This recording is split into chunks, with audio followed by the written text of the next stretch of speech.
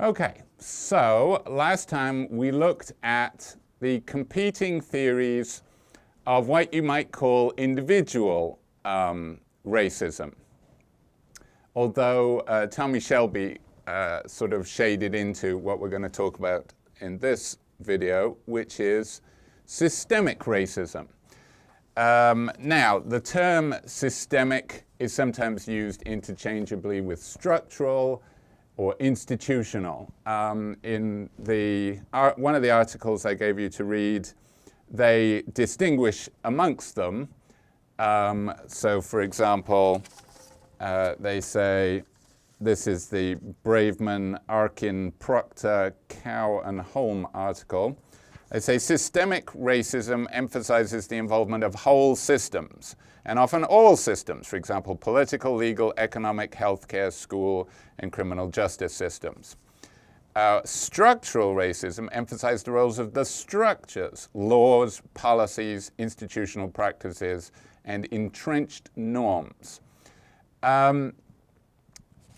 It's kind of hard to draw a line between those things.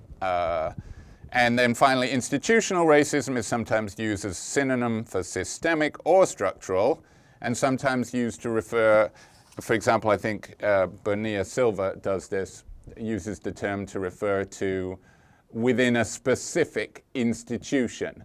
So you could talk about institutional racism in the criminal justice system, because we regard that as a sort of separate thing that you can talk about in abstraction from, you know, politics, economics, healthcare, that kind of thing.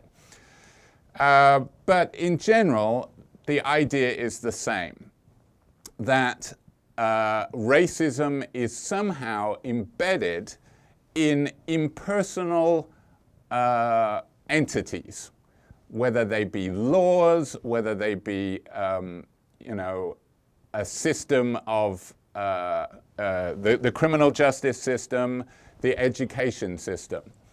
How is it that racism can somehow be built in, baked into these things? This is particularly a puzzle if you have what I'm going to call the bad apple theory of racism. The bad apple theory of racism, which is, I would say, popular on the right. And it says, look, yes, of course, we're not going to deny that racism exists or existed, but certainly there are racists and there have been racists. And what racism is those people, the racists, acting overtly and maliciously on the grounds of racial animus. That is, you know, so for example, the KKK. They're an example of racism that everybody can agree on.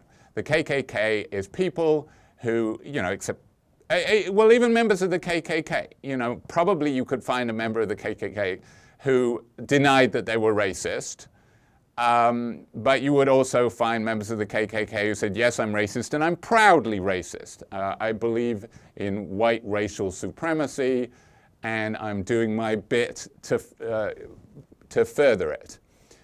But yes, so the bad apple theory says racism exists in the hearts of bad people.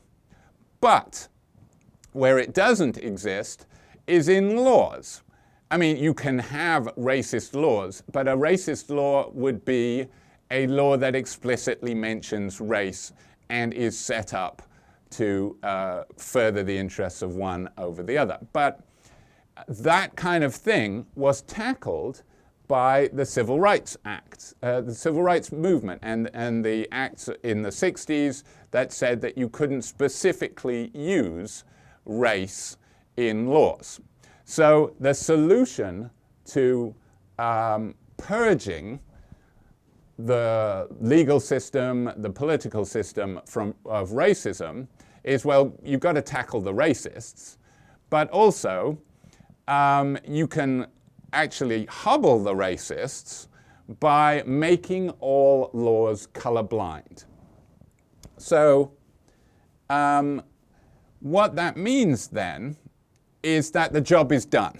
The job is done. We fixed racism, at least in the legal system. Sure, you're going to run into racists in private life. Yeah, too bad. You know, there are assholes everywhere. These happen to be assholes along racial lines. You know, that's a bad problem. Those people should be condemned. You know, when they're caught, they should be severely chastised. But to say that there is such a thing as systemic racism is in itself racist, because it goes against the colorblind idea. It suggests that that we haven't solved the problem merely by removing race. Let me give you what I think is a great example, which, again, I've quoted this letter before. This is a letter sent out from the United States Department of Education for Civil Rights. The acting assistant secretary, a guy called Craig Rayner. This is dated February 14th, Valentine's Day, 2025. And this was sent out to all universities, as far as I know, certainly major universities like Ann Arbor, and it's known as the Dear Colleague letter. You can Google it if you like, because it begins, Dear Colleague. So apparently we're all colleagues of Craig Rayner's. But it contains passages that I think perfectly illustrate this idea, that clearly this is the view of racism that they're operating under. Because here's a particularly telling passage. Educational institutions have toxically indoctrinated students with the false premise that the United States is built upon systemic and structural racism. So this is a toxic and false premise, this very idea that I'm trying to talk about. So education institutions have done this and advanced discriminatory policies and practices. So in using this idea, we're being discriminating. How can that be? Because we're violating the idea of colorblind. We're saying that racism persists in a system even though it's illegal to talk about race in that system. So proponents of these discriminatory practices, that is, the practice of talking about it and trying to dismantle systemic racism, have attempted to further justify them, particularly during the last 4 years, the Biden administration, under the banner of diversity, equity, and inclusion. Yes, so this letter, in fact, the point of this letter is to threaten universities that if they persist in having DEI practices across the board, DEI offices, you're supposed to dismantle your DEI office, you're supposed to, I mean, it's not clear how far this goes. Am I violating the terms of this letter? Because if you don't, this letter threatens, federal funding will be pulled, which amounts to millions and millions if you're a large state school like Ann Arbor. So this is supposed to get universities to themselves dismantle their DEI practices. Why are they supposed to dismantle their DEI practices? Because the practices themselves are racist, according to this letter, according to this view. Proponents of these discriminatory practices have attempted to further justify them, particularly during the last 4 years, under the banner of diversity, equity, and inclusion, smuggling racial stereotypes and explicit race consciousness into everyday training, programming, and discipline. Now that's great, because it contrasts explicit race consciousness with everyday. So everyday training is innocent. It has nothing to do with race. Like, you know, learning how to use a photocopier. What's that got to do with race? So clearly training can be pure and nothing to do with race. So this idea suggests that racism is just bad people acting on racial animus. The only way you can have racist laws is if they explicitly mention race. But if they don't, they're racially pure, not in the racist sense, but you get what I mean. They're racially innocent. They have no racial effect. And in fact, what DEI is trying to do is insert the race back, which is clearly making the laws racist again. So, so the bad apple theory says that that's what racism is. It's sort of it's the product of evil people like the KKK. And the solution is to purge all of the laws that are the results of movements like the Jim Crow era. The Jim Crow era is after slavery has been abolished. All of these, particularly in the South, these laws emerged that explicitly mentioned race and were explicitly designed to disenfranchise black people. You can look up all the statistics. The population of Louisiana, for example, was majority black, but the percentage of black people who could vote was minuscule because of these laws. It was a whole reaction that basically, while they had to, because of the 13th Amendment, admit that black people were 100% people and that slavery was illegal, they were no longer able to be owned as property by white people. Nonetheless, this was to make sure that they didn't get uppity, that black people didn't seize political influence or anything like that. It's sort of as a response to what's called Reconstruction, which is an era where the attempt was made to make up for the effects of slavery, but the backlash was the institution of all these Jim Crow laws.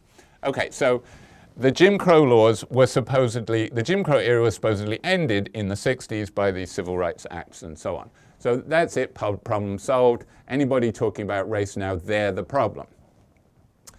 Now, the trouble is, if racism is just in the heart, as it were, then it's awfully hard to prove that people are racist, because they can always claim, so suppose somebody has 2 applicants for a job and they always hire the white one.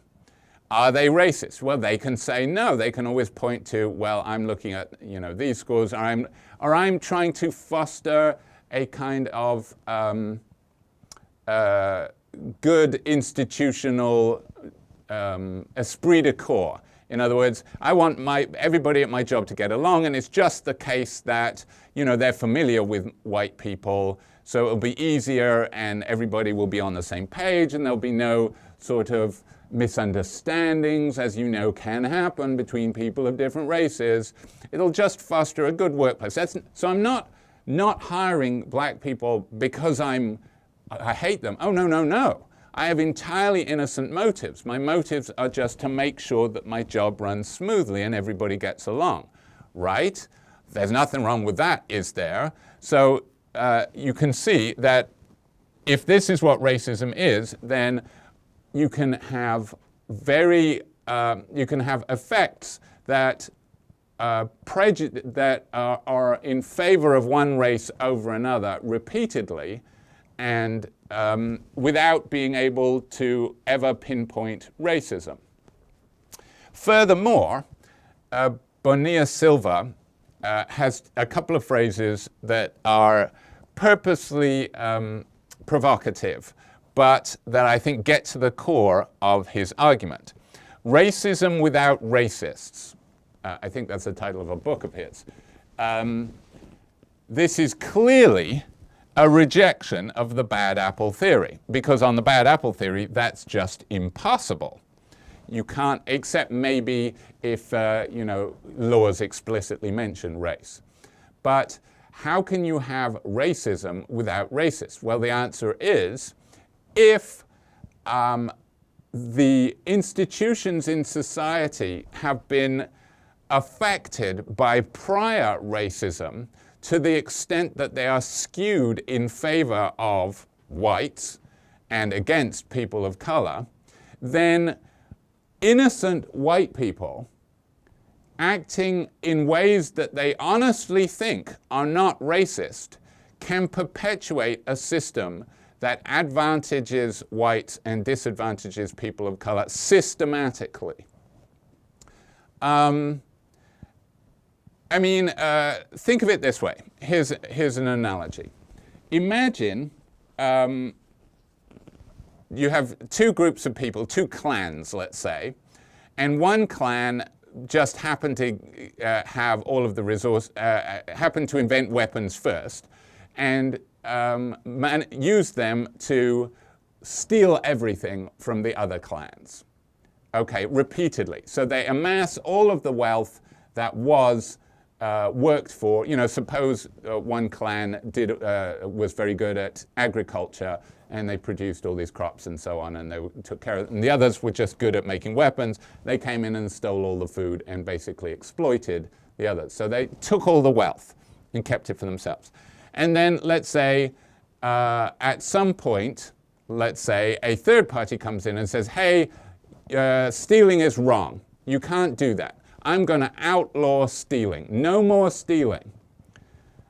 And then, so this is a bit like the civil rights laws. No, stealing is now outlawed. You can't do it. Have we solved the problem? Obviously not, because it's still the case that one group has all the wealth that rightly belongs to the second group. What you would have to also do is set up recompense from the group with the weapons. You would have to say, okay, to make things right again, we have to take stuff from you and give it to them because you don't rightly own it. But if you just say, oh, no, we've solved the problem, racism is gone now, you still have a situation where one group has a lot of benefits and that rightly belong to the others. And of course, this is an obvious analogy with slavery, because under slavery, for at least 250 years in this country, black people were exploited ruthlessly and owned as if they weren't people, and never got paid for their work. So they deserve being paid back. And if you don't pay back, of course, you can say, but look, it's over now. You know, it's a new beginning. Soon this generation will all die out, and you'll have people that don't even remember slavery. So everything's okay. Just let time pass, and we'll be okay. And of course, we've had, nearly 200 years. Well, not that long, actually, but at least 150 years since slavery was ended. Should we still be talking about slavery? Well, if you think about the vast generational wealth and the effects that will mean is because white people have money in their families. And because, of course, there's also rules whereby you can pass on your wealth to your family, which seems perfectly innocent. The idea that you can pass on your wealth to your family, what could that have to do with racism? Everybody wants that. Hey, surely black people want that too. So isn't this a good thing? Everybody can agree this idea of being able to pass on wealth to your children is a good thing. So that can't be part of the problem. That can't be racist, because black people would want that as well. But of course, what it means is that wealth stays with this group that was taken by this group, and this group is systematically disadvantaged. So you don't get rid of the effects. And of course, if you still maintain the idea that there are races, and you still maintain in your culture ways of picking out, oh, you're a member of that race, you're a member of that race, which of course,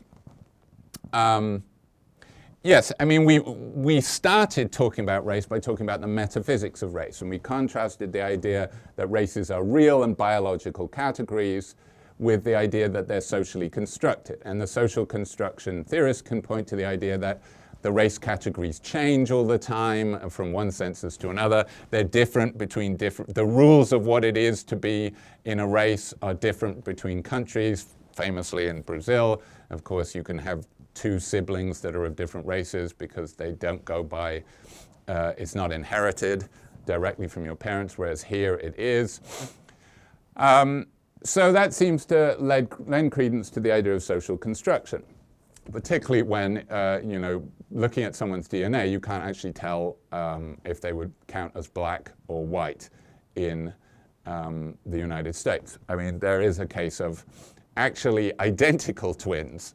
It's incredibly rare, but actually identical twins who one of them looks black and the other one looks white. So, and they have pretty much the same DNA, right? Because they came from the same,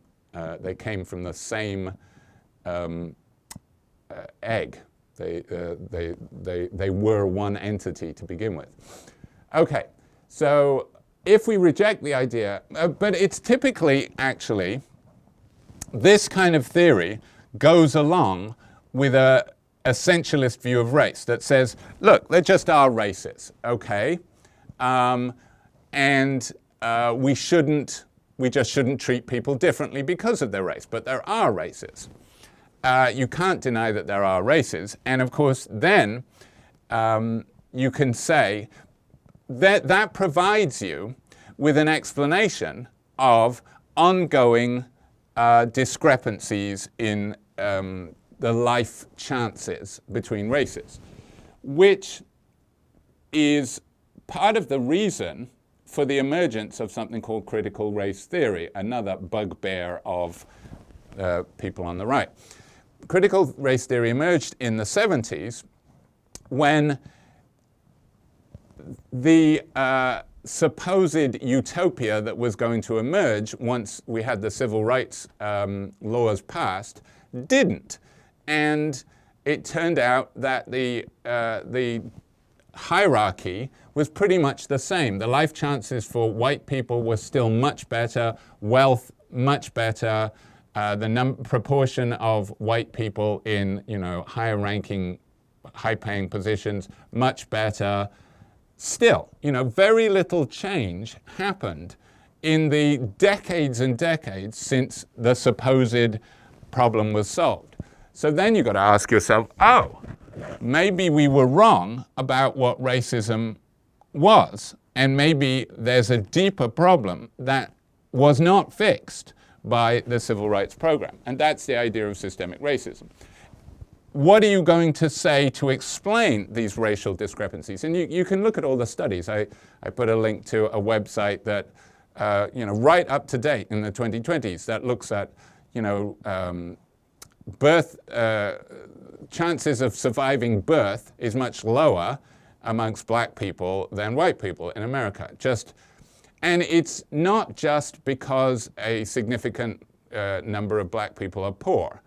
It's not just because they're poor, it's because they're poor and black. Yes, poor white people do worse than rich white people on a lot of health outcomes. But people of comparative wealth, the black people do worse than the white people at every level. So clearly, it's not just poverty that's the problem, and it just so happens that more black people are poor. It's race that is the problem. There is a problem.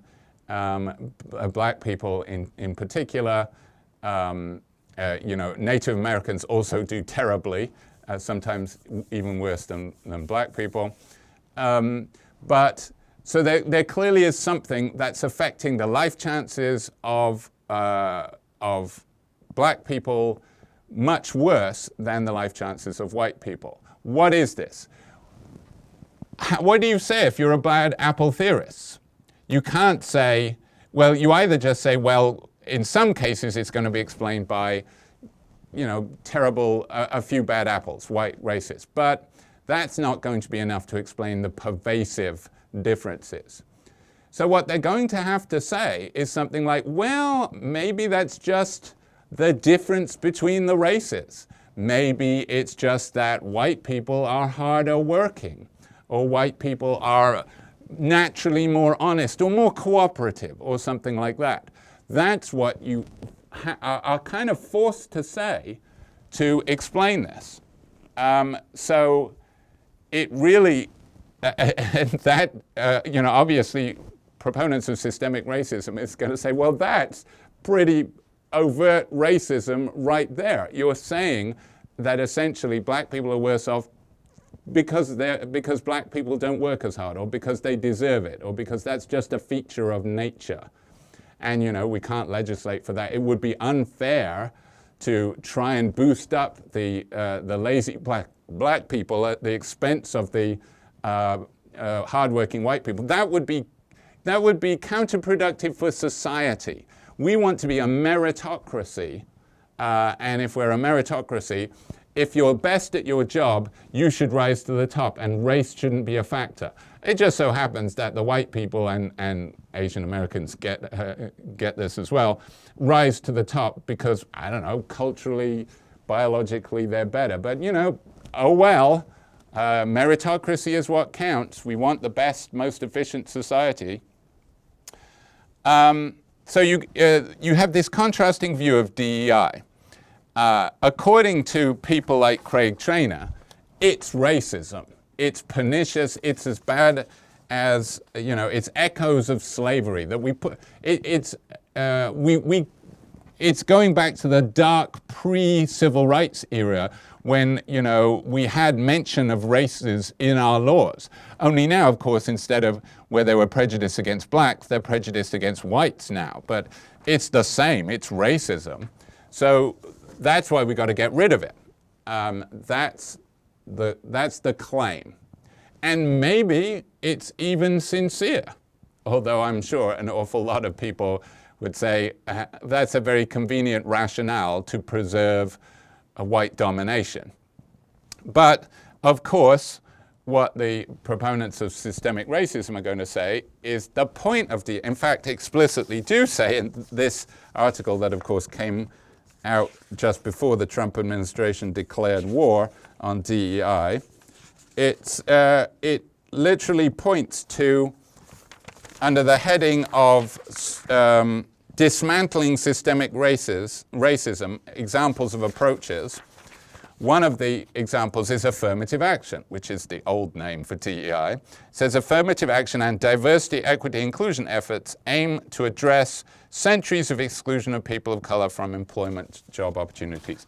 So the point of diversity, equity, and inclusion is because if you have a system that is self-perpetuating so that the people in it can themselves keep these inequities going just by acting in a way that they think is entirely innocent, like I want my workplace to function efficiently where everybody's on the same page. That seems to have nothing to do with race. But in thinking that way, you end up not employing a diverse workforce because, it's bad for group cohesion if people are of different races. It's much better if people are of the same race. And of course, the people in the jobs already are white, so you have to keep hiring the same as the people that are already there, which is white. How do you dismantle that so that you're not getting racism as a result of people acting in ways that they think are innocent? Well, you have to change who's there. You have to make it so that black people have role models and can think of themselves as having a chance to be a CEO or a scientist. And that requires trying to bring people into areas where they've been excluded from. But of course, you have to explicitly target race to do that.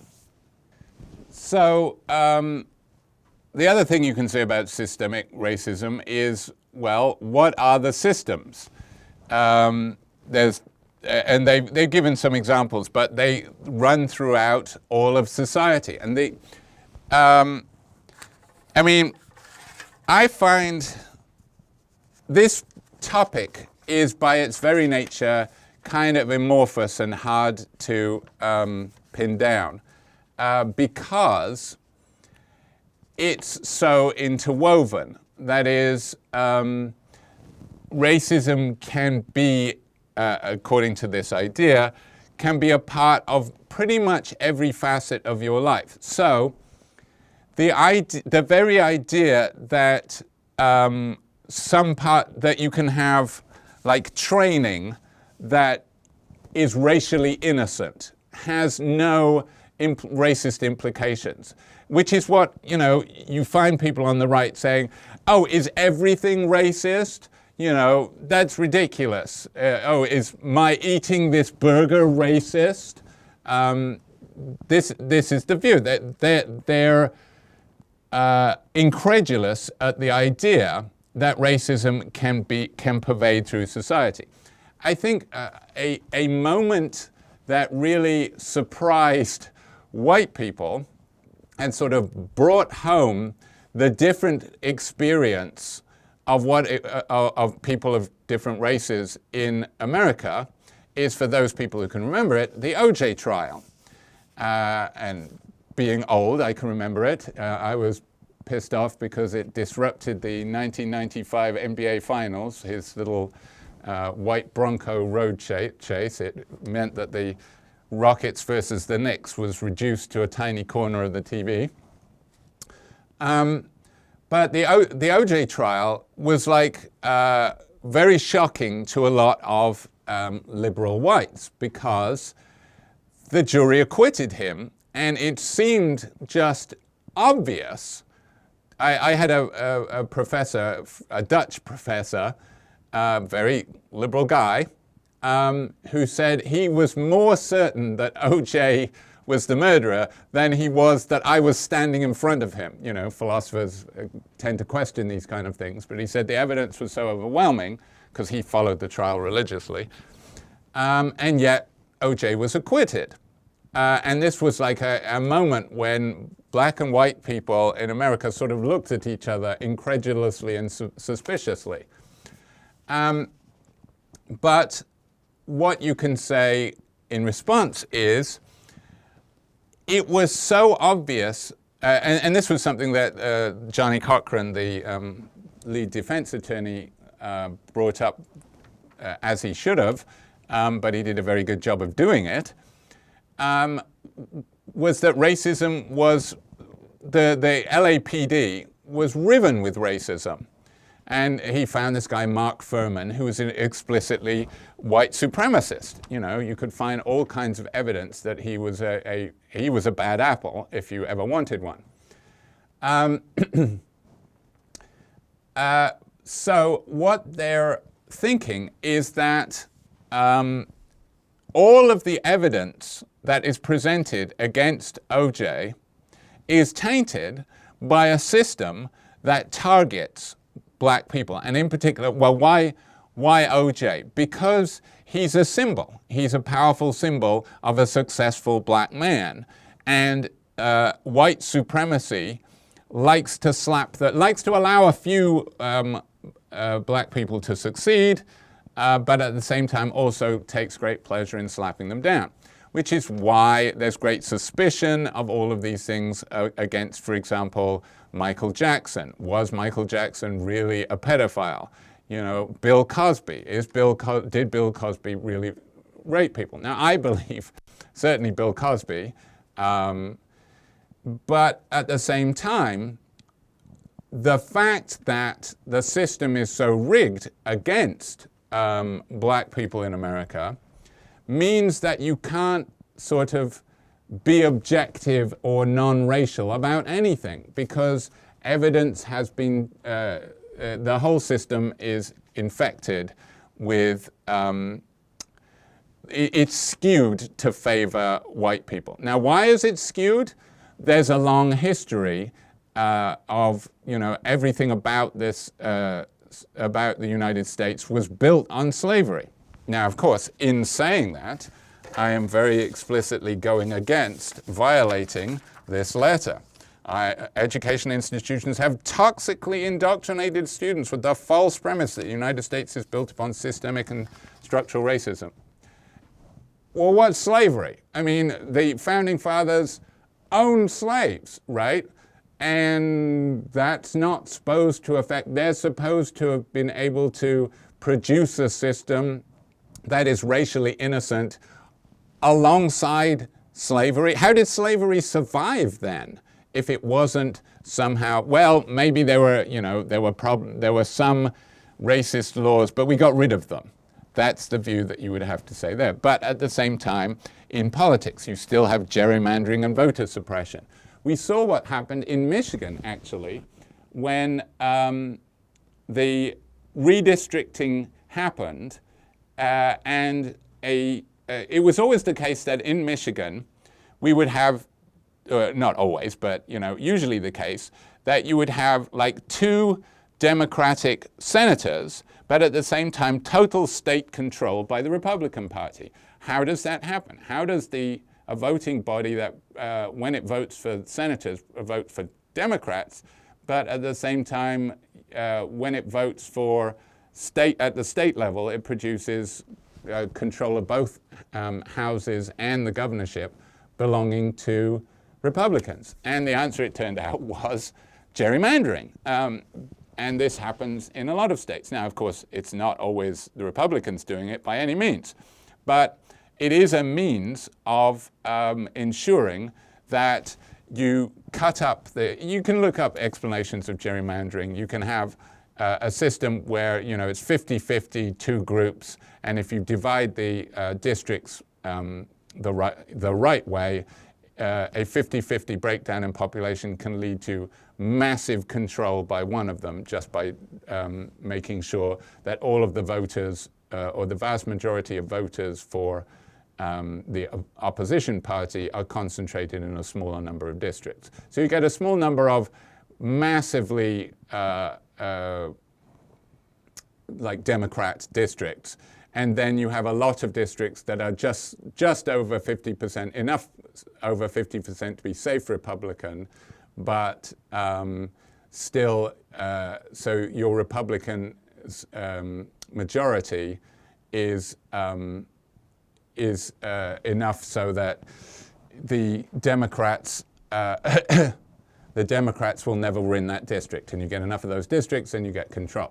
So gerrymandering works like that. There's voter suppression, where you count the number of voting booths in black neighborhoods, and there are long lines, and they tend to be like you've seen this, removing voting districts from poorer neighborhoods, making smaller numbers of voting districts, getting rid of voting by mail, this kind of thing. Voter suppression is a way to ensure domination of one race over another. I mean, look at the South, for example. There are huge proportions of black people in states like Mississippi, Alabama, Louisiana, and yet they're consistently white Republican control.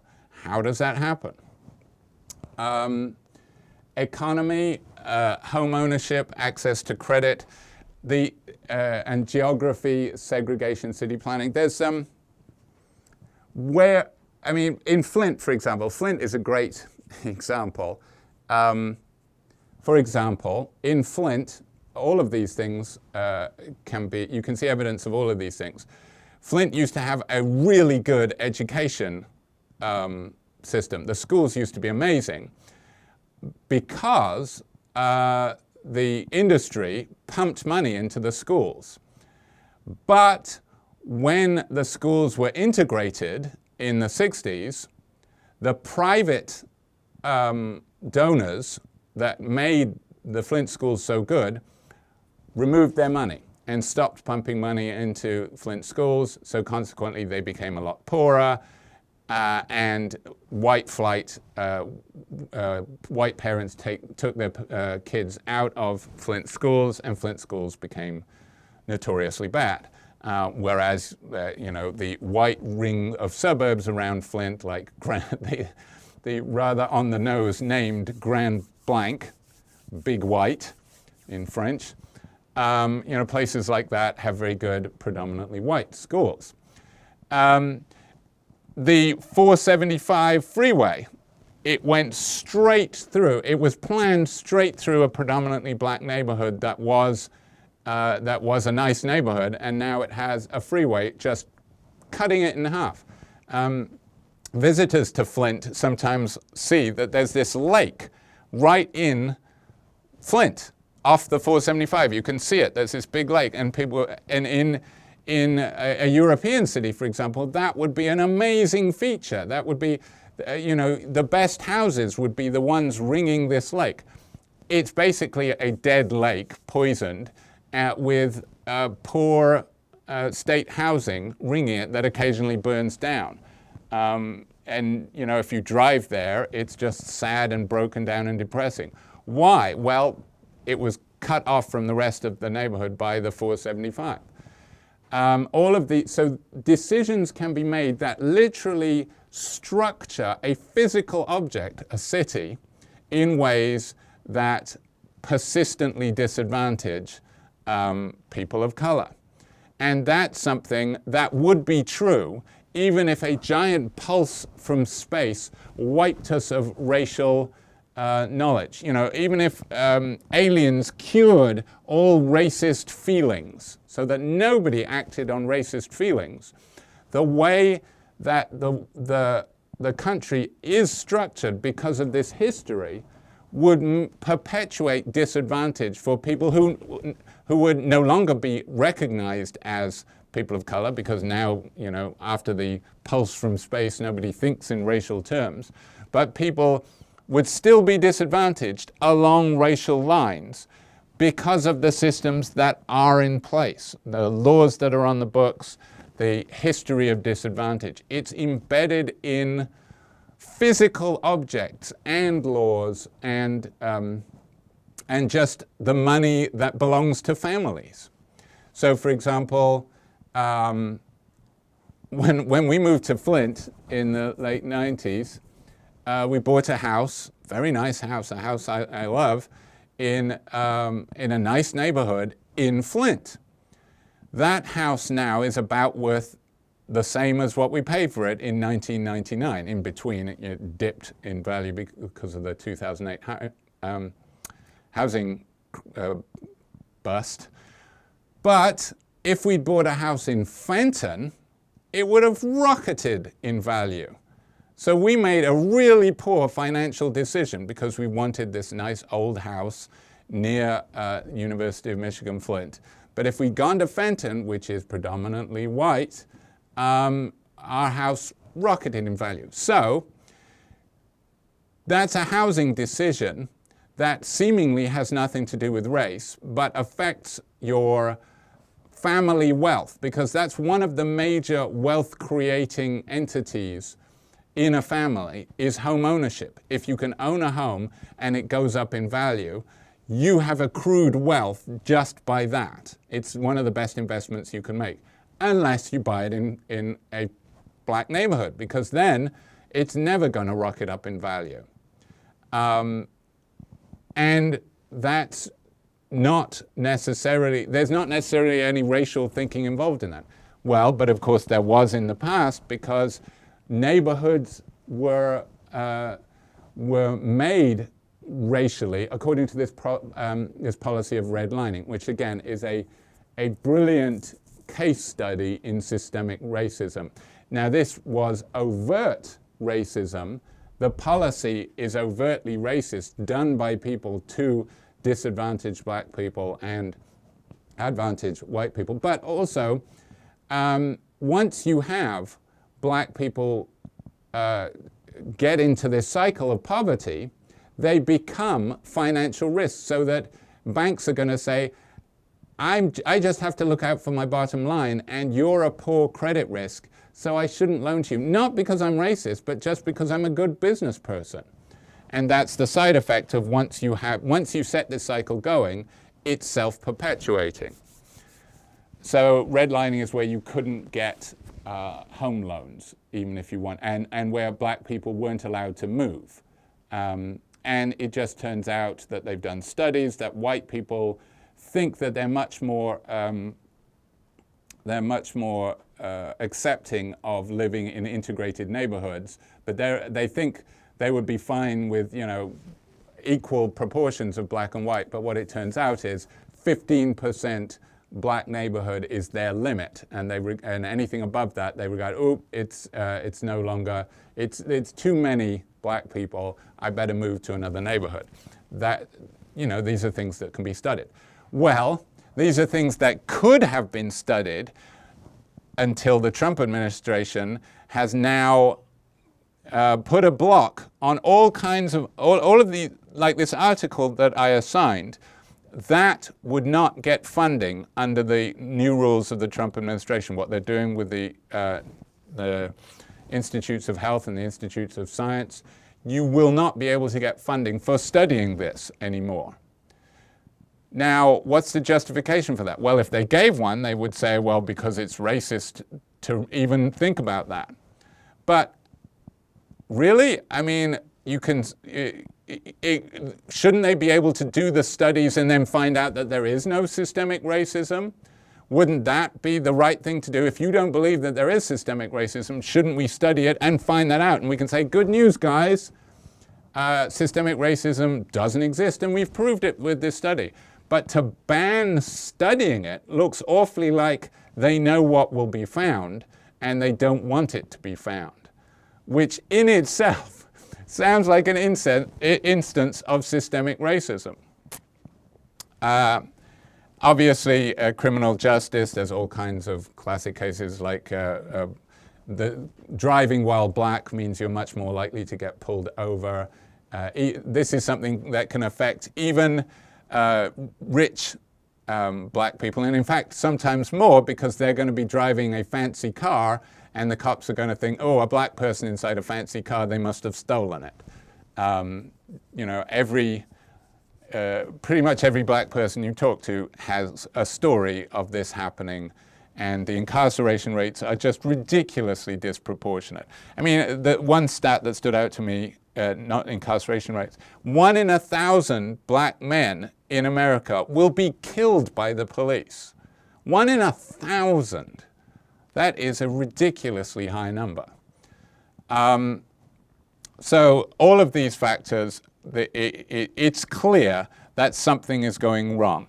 The only way to explain it, if this is your view, is that in some sense it's natural, in some sense the people who are suffering deserve their suffering, and they should pull themselves up by their bootstraps, or stop obsessing over past injustices. It's just making you resentful, and then you don't try and work. You don't throw yourself into work. If you really forgot about racism and just thought about succeeding in business and stuff, that would all solve the problem. So we need to stop thinking in these terms, and everybody will then get along and the differences will disappear. Well, I'll leave it up to you as to whether or not that seems plausible. But prior to the ban on studying these things, there's all of these studies on health effects and birth rates that show pretty eye-opening disparities between people of color and white people. Of course, there are poor white people who are suffering. In Appalachia, the situation of white people is as bad as most black people in the poorest black neighborhoods. Yes. So it's not the case that systemic racism says every white person is up here and every black person is down there, and if there's more of a spread, then that undermines systemic racism. Systemic racism is a woolly concept. It's not hard and fast. It's because you can always point to black people who've managed to succeed, who've come out of the poorest, like Ben Carson, who came from a very poor background in Detroit and became, a famous brain surgeon. But the existence of such people just proves that it is possible to escape. It doesn't prove that there is no prejudice holding people back. So there are measurable effects. There are different studies. The health one is in particularly was being studied to a great extent, like life expectancy. And there's this concept of weathering that argues that inherited prejudice gradually becomes worse and worse. So third generation in a culture that is discriminatory in this way, the very effects of microaggressions and things like that affect your health. It's like being permanently stressed. And if you're permanently stressed, cortisone releases, it's harder to lose weight, your heart is constantly racing, so you're much more likely to have a heart attack. And add that to terrible food being available in the food deserts in poor neighborhoods, it literally kills people. So systemic racism is lethal on this view. It kills people. It takes years off people's lives. All of which, is hard to pin down and hard to study. And it's much easier to say that racism is just, we don't want to throw the word racism around. That's the other thing that is mentioned in this letter, is the idea that the very concept of teaching this is prejudiced against white kids because it makes white kids feel guilty.